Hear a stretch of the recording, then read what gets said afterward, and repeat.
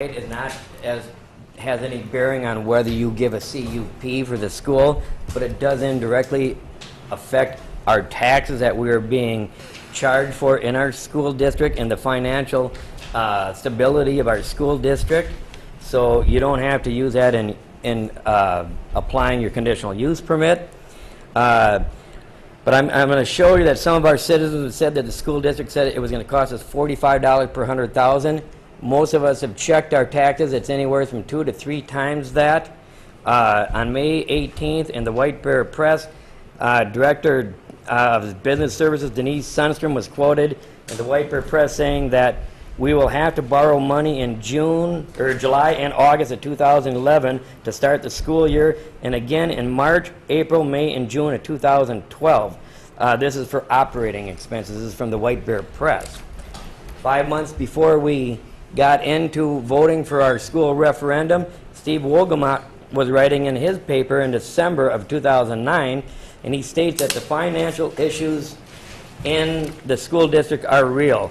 The school district is not wealthy, the lower revenue, higher costs are not sustainable, and he wrote down that a proposal to use open enrollment to increase the size of class in order to institutionalize inefficiency would breach faith with the community. That's where we're at right now. Superintendent Mark Larson on several occasions has stated that we have a 22% open enrollment.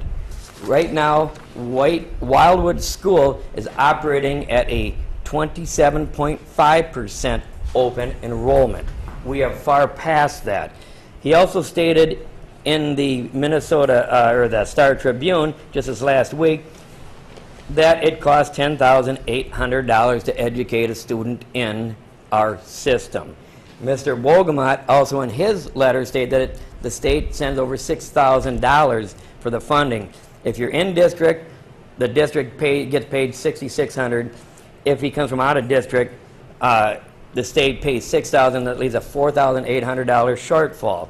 I use Mr. Larson's figures of 22% open enrollment divided by the number of students we have. Larry, can I just make a suggestion? It's kind of hot, and math is not something I can do in my head. All right. Here. Can you just kind of wrap it up? I'll kind of go quickly, and that since we started open enrollment, in 2006 we did not have open enrollment. We were at $2.9 million. 4 years later, after open enrollment, we are currently at 6.5. Simply take the 712 open enrollment students times 4,800. It's a $3,400,000 increase in our local taxes. We can't afford this. So I would like the school district, because Mr. Larson stated in the article in the Star Tribune that the school district makes $1,800 per student profit. If that is the case, I'd like him to explain why our taxes have more than doubled in the last 4 years, and from the $2,900,000 did not go down. It has actually gone up and more than doubled. We're taxing our citizens out of the district. That being said, I ran a few numbers, and I have figured that if we simply add 10 classrooms to the O.H. Anderson existing school, we will not have to build a new school on a former Superfund site. We can simply put 10 classrooms in the O.H. Anderson, because the one they're asking you to approve right now, the school, has enough capacity to move both schools over to that new site. And they can explain the numbers for themselves to you later this evening. But if we were to merge both schools over to O.H. Anderson, we could get rid of one principal, one secretary, 1/4 of all of our teachers, and we would have a savings. We would not be going in debt. We would not have to go to the state, borrow money to start our school and to finish our school.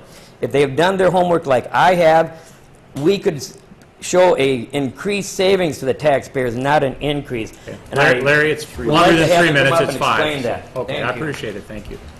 Okay, anybody else? Thanks.